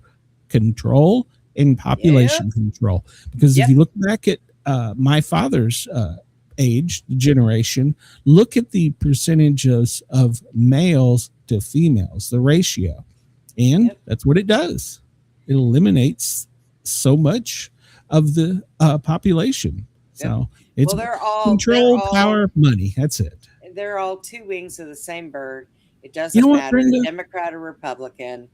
They're all in it. Yes. Every one of them. Oh yeah. 100% agree there. The only one that has the mouth, the one that keeps mouthing off is Trump. But they've all been in this shit. Oh yeah, absolutely. Well, I mean, everybody talks about Obama, his $1 billion. Go back and study that a little bit. Obama, I will say this. He did give them whatever it was, $1 billion cash. Money. Yes. But the one thing in that agreement that I thought was hysterical, whatever the denomination of bill was, whether it was a 1 or a 5, a 10, a 20, whatever it was, they all had the same serial number. Wait, what? Yes. Go back and look that up. That is historically correct. They all had the same serial number, meaning that $120 bill was worth the same as this $20 bill. Now, if you want to compare apples to oranges, it's still worth $20. But you only got one of them 2 billion times. Or whatever it was. So, I mean, you got 20 copies. Yeah, exactly. So I was like, how the hell did he do that? I don't know. President, he can do shit. But I was like, I don't know that I can fault him for that. Really? Joke's on you. It's like, yeah, we give you 20 billion ones one time. But so I don't know. There's probably for a way of tracking it or something, but I still thought it was slick. So, well, yesterday we talked about this on the show. Marjorie Taylor Greene, she got her pension, her benefits, and she immediately quit. And so they had to elect another congressperson. Yep. And Republican Clay Fuller, he won the runoff yesterday to take her place for North Georgia. Don't let the media fool you. It wasn't as close as they want to let you think, because if you look at the counties that reported as far as voting, the most of the Democrat base was where it typically is, in closer to a larger population. So there wasn't a much shift either way, but it was 10% either way. So don't let the media fool you that Democrats are, though they're this close, they're not as close as. It's 10 points either way for either let the media fool me. They do nothing but lie anyway. Well, but even if you want to say, oh, well, the Democrats got, how many people actually voted in a runoff? You know what I'm saying? Yeah. How many? So yeah, they got a good turnout, but as predicted, the closest, the highest Democrat population, as typically, is closer to a metropolitan area. So. This comes to us from Geekspin, and I have heard arguments on this both ways. Microplastics. We all every day somehow consume a microplastic, whether we microwave our hot dog on a plastic plate in the microwave, or we open a bottle of Mountain Dew in a can or bottle. Or we walk outside and breathe the damn air. I don't know we're that bad yet, but plastic is everywhere. And so now the EPA is going to start testing to see. I don't know that that's good or bad either way. Maybe I don't want to know. Maybe that would be better. But yeah, they're going to start pushing for accountability once they get some numbers through the EPA to each state. So this is just in the beginning, because some scientists have said that they're showing up as far as into the blood, even into the ocean depths, which has been proven. I mean, Jacques Cousteau's proven that years ago. Two of the worst inventions: plastic shopping bags and the little coffee K-cups. So, two of the worst inventions. I have to go back and Google this, but the person that invented the K-cups, I remember him saying that he thought that was the worst invention in the world. And I'm thinking, did he commit suicide? I don't know. Nowadays, you never know. was he with Clinton? But I know, no, right? But my point is, he admitted it, that, he invented a great thing. You can make one cup of coffee, but now you get to dispose of this plastic little thing. Yes, Chris, we're Monday through Friday, 2 to 4. We're live on the YouTube at Sportcat Show. And of course, if you can't watch, you can listen on Dare Talk Radio, Radio X Gold, Radio X Country, and Radio X Rock and Roll. And then if you miss us, of course, it's always on tape delay on the Sportcat shows, or you can listen overnight on WZQR from midnight till 2. So, but yeah, I don't know that I'm a fan of this because I don't know that I want to know. I've been doing a little bit of studying on some of this stuff. Chad, I'm going to have him get into some of it, but I'm here to tell you what I've come up with.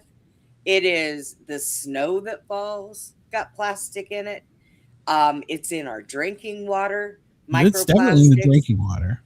Aluminum is in our drinking water. Has been for years. In our air. Everything that is bad for us.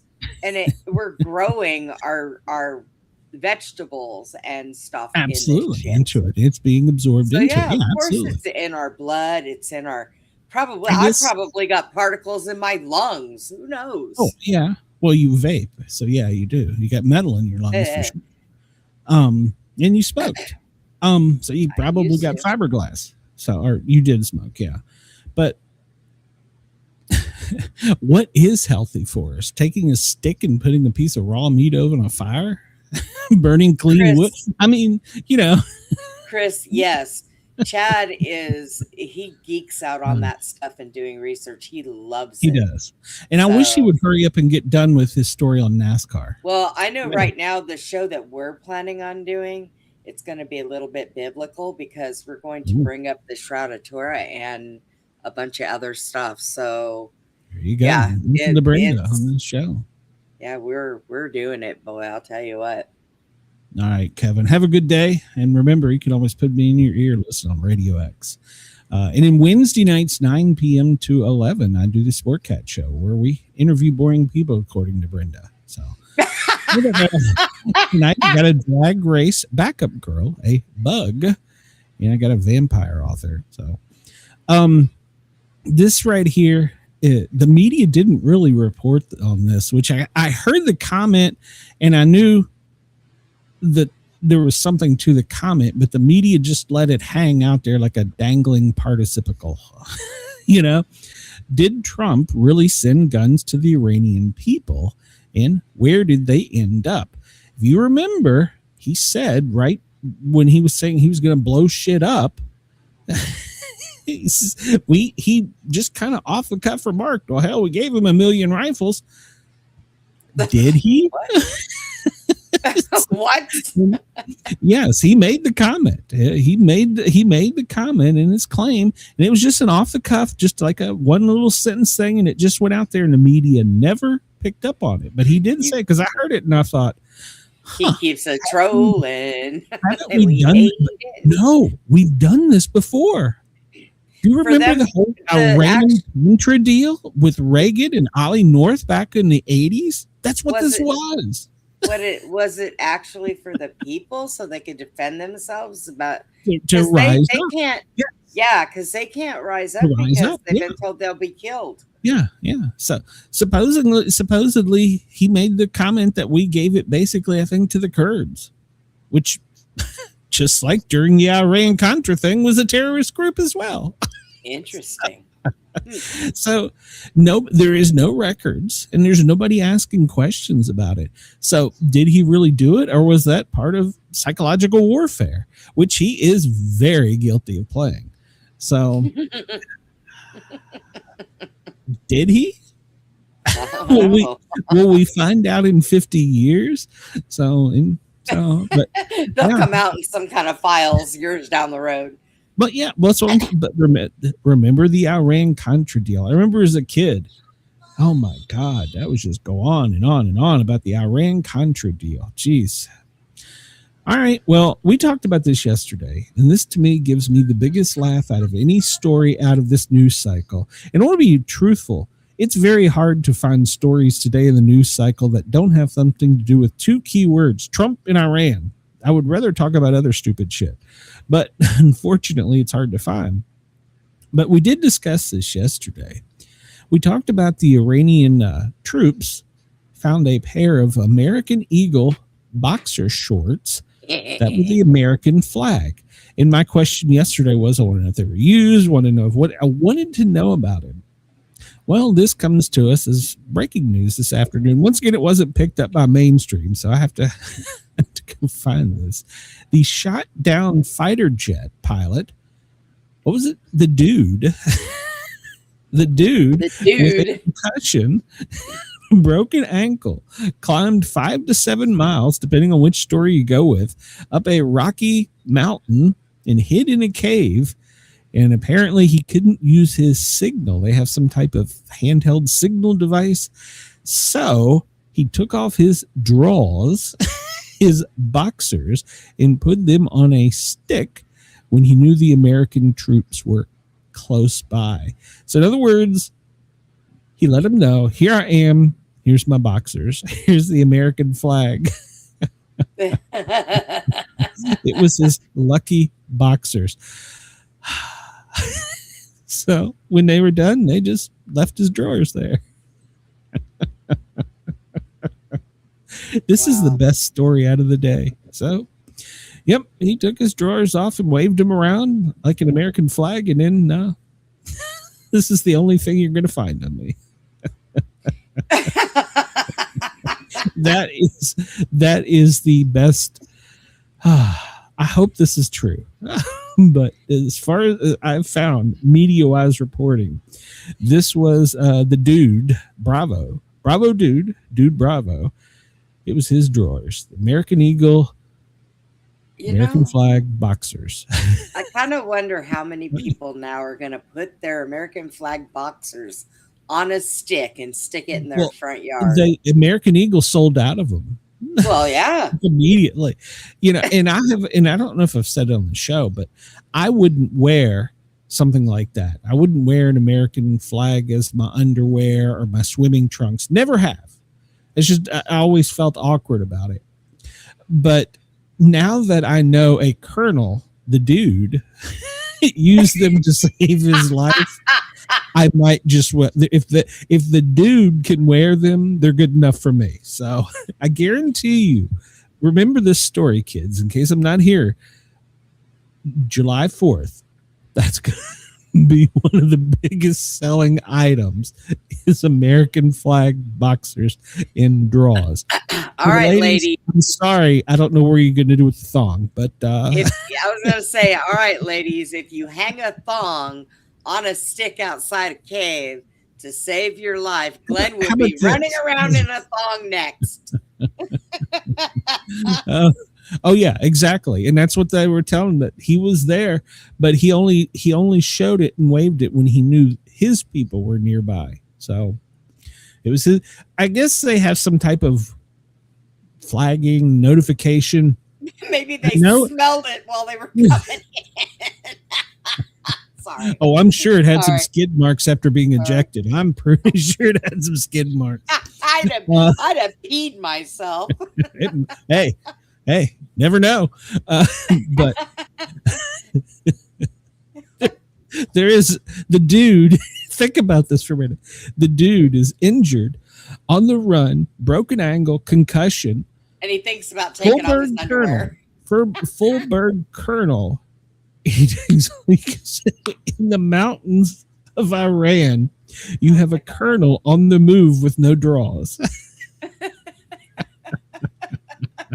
I can't believe he took the time to take his shoes off, his pants off, and everything just to pull his underwear off so he can hang them on a stick. Well, have you ever? No, you've never worn a flight suit. Oh my God, they are unbearable to get in and out of. So he's So in a why flight didn't- suit to stay. So why didn't he hang his flight suit and run around in his underwear? Probably would have been more comfortable. I'd have been okay with that too. I think it's cold in the mountains. I don't know, It but could he had possibly no be. way of signaling where he was in his cave. So I'm sorry. This is the best story of the news cycle. Everything else, this is the best story. Yeah. So the dude. I'm just going to leave these right here, free ball it all the way up this mountain. The dude has got a concussion running around. Oh, and he had a concussion and he thought Yeah. about that. Well, Yeah, yeah. So He's definitely a survivorist. it was his lucky underwear. Chris said he had free time, Brenda. Yeah, he did. He was hidden in that cave for a while. I mean, what are you gonna do? It's true. Oh, And my God. okay, well, Brenda, if he had a true concussion, he may have, like you said, soiled himself. So he might have wanted to have gotten out of it. Maybe he was honestly just trying to dry them off so he could put them back on. Maybe. So, well, he And- certainly wouldn't want to be caught with them on. I can tell you Well, that behind and the enemy Iranian lines. So. people, if they seen it, they wouldn't have went anywhere near it because it probably smelled bad. They were like, oh, no. Well, just look for him. He shit himself, and now he's running around naked because here's his underwear. Full bird. This is the greatest story in the world. A full bird colonel, the dude, is The dude. running around behind enemy lines with no drawers on. This is the best story I think I've heard in quite a while. So, Oh, my goodness. Well, he Dude. did what he had to do to survive, and I'm very proud of him. I am, and I'm so happy he left his monsters to let him know he was there. This is mine. The only bad thing is, can they get DNA from it? I mean, but Well, at that point, he probably didn't care. So, but to get back to your question, Chris, in case he was caught, the dude probably didn't want him on. So a couple things probably either happened. He did have the free time to take him off, obviously. He either had a concussion, they were soiled, or he was just like, F it, I'm free balling. Or he didn't want to get caught with him on. So oh my gosh. the thoughts of a full bird colonel running around with no underwear on in a war. That's great. Dear Cash, change your effing password. He's been hacked again. Dang. I have never seen anybody get hacked so much before. Exactly. Chris says maybe he sold them on purpose, so if they captured him, at least saves his decision so that they didn't put the flag. Yeah. So, but how is it our FBI director? Isn't this like his third time that the Iranians have does hacked he- his personal account? Does he have any children? Do you know? No. He's got a really Okay, hot well, girlfriend. He But there- needs to go and find a teenager to set up an account for him because obviously he's not doing it right. I mean, well, hey, all right, Cash, put those pictures in your Gmail. You know the ones I'm talking about there, Cash. Put those in your Gmail. Surprise. His girlfriend, whew. Yeah, so He doesn't want to exploit her like that. That's not nice. yeah, so yeah, he's well, I mean, oh come on, you know she's sending boob pics. Come on, so. But he's smart enough not to put him on his phone. Alexis have Wilkins. to. As much time as they spend together. No. So, but yeah, he's been hacked again. So good times. Mark Rubio, might know him as the Secretary of State. He was asked by a reporter that had interviewed, they sent a bunch of people over to Cuba to, I love Trump 23 was not a great password. 1, 2, 3. Yeah. Oh yeah, 1, 2, 3. Kind of failed. Rubio, they sent a bunch of American people to Cuba And basically, it was just people trying to make the Cuban government feel better. And during one of the reports, the whoever the leader of Cuba is now said that if the United States attacked, they were going to use guerrilla style fighting, and the Americans would sustain heavy casualties. And Rubio could not contain himself, busting up laughing. He told the reporter, because he had asked, "Is this a serious question?" I do like Rubio. So he pretty much went LOL and walked away. That's kind of funny. But I mean, we take these threats serious as a country, but Rubio just broke up. He couldn't take it. So yeah. So apparently he feels like they don't pose a threat to us. So if that reporter that asked that got that response from our director of state, is our secretary of state, I'm good with that. The only thing that way that they threaten us that a lot of people don't realize is they have listening posts. Did you know that? They have listening posts down there. They listen, and the Russians are big down there listening and stuff, like their version of CIA. We're running out of time here, but I want to get this in. Gavin Newsom, we know who he is, but do you know who his wife is? I've never really seen her in public. Well, that's funny because she was just giving a speech the other day. Mrs. Newsom was talking to the prisoners of San Quentin. And I want to make sure I read this correctly. Gavin Newsom's wife recalls, while giving a speech to prisoners at San Quentin, the story of her running over and killing her sister with a golf cart. Oh, what? And she said that she wasn't punished because it was an accident, but that the prisoners are doing life, even though theirs was probably just an accident too. Oh my God, she's as dumb as he is. Oh, remember, Lord. He was the one that was in front of the audience, and he said he was too Caucasian. He was more like them. So. And yet they don't get hacked. What is the problem? But the headline with the word witch in it was clickbait. They can't confirm nor deny that Mrs. Newsom is a actual witch, but they can confirm that she did run her sister over and kill her with a golf cart. Jennifer Siebel Newsom. So if she gets elected, she's the next Hillary. The nurse she had made comments about Carolyn Levitt. She hoped that she had a devastating childbirth injury, wishing this on the child. Well, she's been terminated, and she's now having to set up a GoFundMe account because, well, she was stupid and she lost her income, she lost her license, she lost all that, which she should have. Well, she set up a GoFundMe, and people are trolling her by giving her pennies at a time. Oh, shit. I'll send her a pair of American Eagle boxers. There you go, bitch. Used ones. President Trump, he wants to be the peacemaker again.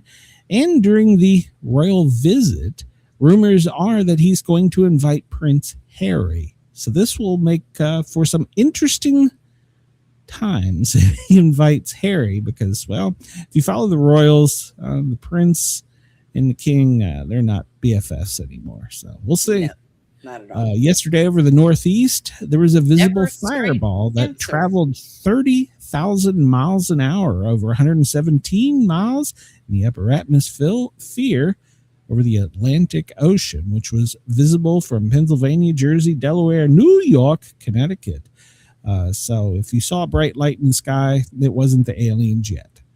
So, and I don't really go over this story, but I just want to look at this. This is a $30 million toilet that's, well, it's a mistake. First off, the paneling looks like something straight out of the 70s around it.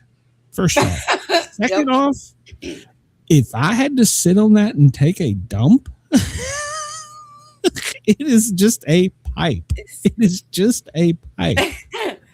Wow. And then, as if that wasn't enough, notice the little tube that comes off, Brenda? Yeah. You put that over your pee hole. Okay, so the only thing they're missing is a pink shaggy rug and Hey, it does look at the paneling. It looks like it has the white caulk between it and what maybe a window or the door. There may and be it's a got a rug down there. linoleum floor. No, it's linoleum. It's got to be linoleum. So I we mean, paid $30 give them one of million those. for a. Oh my pipe. God! Look at what is all that out there? It looks like tape. And- Oh yeah. Give them a squishy toilet seat for crying out loud. Can you What's imagine? the bar in front of them? Is that to hang on so you don't get sucked down the pipe? Probably. What's going on Holy here? shit. That just looks painful. It looks like a piece of PVC sticking out of the linoleum floor. Dude, it looks like it was designed by a 5-year-old. Yes, that's the $30 million toilet. Oh, they're full of shit. Yep.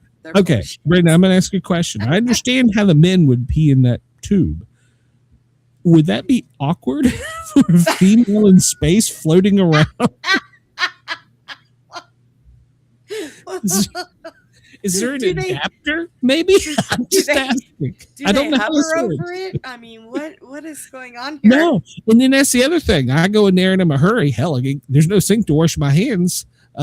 Yeah. So all you can do is hang onto the bar so you don't get sucked in. I gotta clean the pipe before the next person. And then what if you've got a sloppy astronaut co-pilot that he doesn't like to wipe his ass, but he leaves the lid up and he doesn't clean it up. Good God, people. With the pee hole. We are not this stupid. If we can put a man in space or a woman, can we at least not give them a John that is somewhat reasonable? $30 million. NASA, you had $30 million to figure this out. So and the wood thing in the background, and what's that silver thing? Is that like a light switch? It's like an air conditioner vent on the floor. I'm telling you, this is stuck out of the 70s. This is stupid. Look, oh my God, that looks like. All right, Brenda, here we go. You cannot AI this level of stupidity. Talking about they're not really out there. You cannot AI this shit. This is a whole new level of stupidity. That would not go out there. No, that is not a $30 million toilet. I have seen houses in the country. I could probably build an outhouse that looks better than that for maybe $30 at a Home Depot. What the hell is this? I've seen outhouses in the woods that were better than this. So, all right, go check that out if you want to know where your taxation goes for a $30 million shitter. If that's look, and that's where they got half the stuff from CVS. There you go. Next story from the U.S. Sun. Well, apparently CVS is having to go to, in certain areas, they name Washington, D.C., put their candy behind glass locked up. People are fat here. So if you want your Skittles, your sweet and sour, your gummy bears, well, you got to find a clerk and then they got to open the door. Then, yeah. So what world do we live in where we have to lock up gummy bears? Come on. Can I tell you what I got yesterday at the store? We got a little bit of time here, so hurry, make it quick. I got Cadbury caramel minis, and oh my God, they were so good.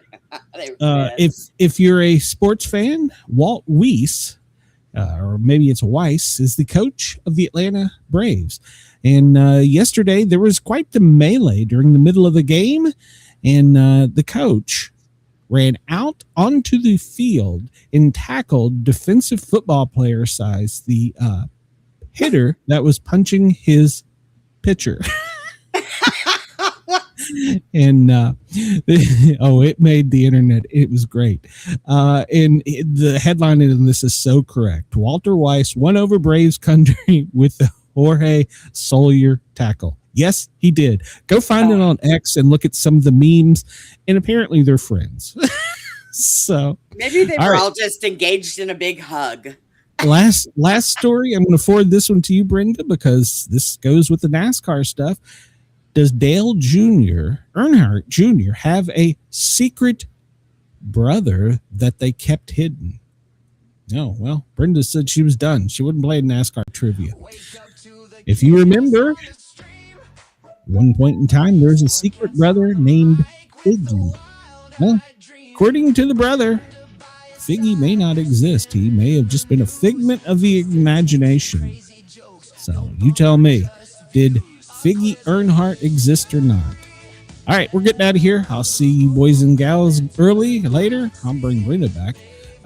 But the Mandela effect, did Pygmy Earnhardt ever exist? Let me know. Leave a comment. Message me something. Everybody have a great day. Brenda and I are getting out of here. We'll talk to you soon. Brenda's just talking to herself. No prepping for doom. We dance in the fray. Sportcat keeps us laughing through the end of the day. Hey.